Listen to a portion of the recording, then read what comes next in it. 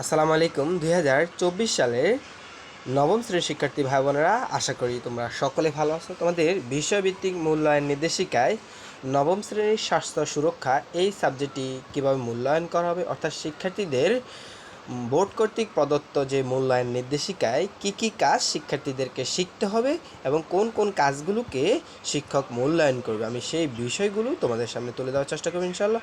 প্রিয় শিক্ষার্থীরা, এখানে আলাদা করে তোমাদের যদি বলতে চাই, এখানে প্রত্যেকটি কাজের জন্য তোমাদেরকে পিআই সূচক দ্বারা মূল্যায়ন করা এবং ত্রিভুজ, চতুর্ভুজ এবং বৃত্তে তিনটি ক্যাটাগরিতে তোমাদেরকে মূল্যায়ন করা হয়, তোমরা মেবি জানো।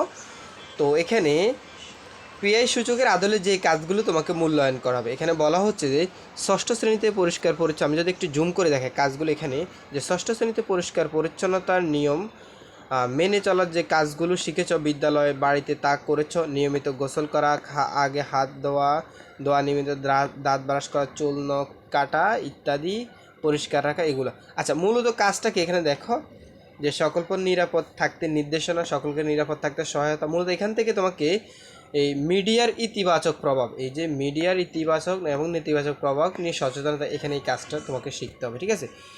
এরপরে আমি যদি তোমাকে আরও দেখাতে চাই, আমাদের দলের কাজ চকের কাজটি, অর্থাৎ 11 পৃষ্ঠার যে কাজটি রয়েছে সেটা শিখবা। মিডিয়ার প্রভাব প্ররোচনা, আমাদের পরিকল্পনা চকের কাজ তা বাস্তবায়ন সংক্রান্ত কাজের রেকর্ড, অর্থাৎ 14 পৃষ্ঠা এবং 16 পৃষ্ঠার যে কাজটি রয়েছে সেটা শিখবা, ঠিক আছে। এরপরে স্বাস্থ্যর অধিকার রক্ষা, সচেতন হয়ে স্বাস্থ্যসেবা ও শিক্ষণ অভিজ্ঞতা, এখান থেকে তোমরা দেখবা 22 পৃষ্ঠার এই কাজটি। এরপরে তোমাদেরকে আসলে তোমাদের পাঠ্যপুস্তক থেকে যদি বিষয়গুলো দেখাতে পারতাম তাহলে ইজিলি তোমরা বুঝতে পারবা।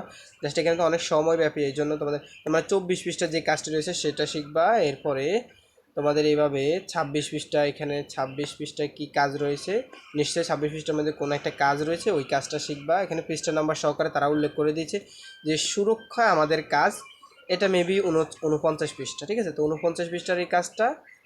এরপরে যেসব ঝুঁকিপূর্ণ আচরণ নির্ভরশীলতা ও আসক্তি তৈরি করতে পারে সেই বিষয়ে সচেতনতা, অর্থাৎ 51 পৃষ্ঠার নিশ্চয়ই এরকম কোনো একটা প্রশ্ন দেওয়া আছে, ওই প্রশ্নটা শিখবে, ঠিক আছে। এটা এরপর 49 পৃষ্ঠার, এরপরে 56 পৃষ্ঠা, ঠিক আছে। আচ্ছা, এরপরে তোমাদেরকে এখানে 58 পৃষ্ঠার একটা কাজ দেওয়া আছে। এরপর ব্যক্তিগত ডায়েরি, এরপরে এখানে তোমার ঘটনা 1.2, এরপর 61-62 পৃষ্ঠার কী কাজ রয়েছে সেটা, 63 পৃষ্ঠা। প্রিয় শিক্ষার্থীরা, তোমাদের সবার প্রতি একটা রিকোয়েস্ট থাকবে, তোমরা যারা আনন্দ স্টাডি ভিডিও এই চ্যানেলটা এখন পর্যন্ত সাবস্ক্রাইব করনি, প্লিজ সাবস্ক্রাইব করে দিও, আর যারা করেছো তাদেরকে অসংখ্য ধন্যবাদ। এখানে দেখো, এখানে 68 পৃষ্ঠা, 69 পৃষ্ঠা, 71 পৃষ্ঠার তোমরা পেজ নাম্বারে গিয়ে এগুলো মিলিয়ে নিও, তাহলে তোমরা বুঝতে পারো যে তোমাদের কাজটা কি শিখতে হবে তোমাকে, ঠিক আছে। ওকে, তোমরা এই পড়াগুলো ভালো করে শিখে নিবে। এখান থেকে সবগুলো কিন্তু তোমাকে শিক্ষক মূল্যায়ন করবে না, এটা জাস্ট একটা সম্পূর্ণ একটা টোটাল সিলেবাস, ঠিক আছে।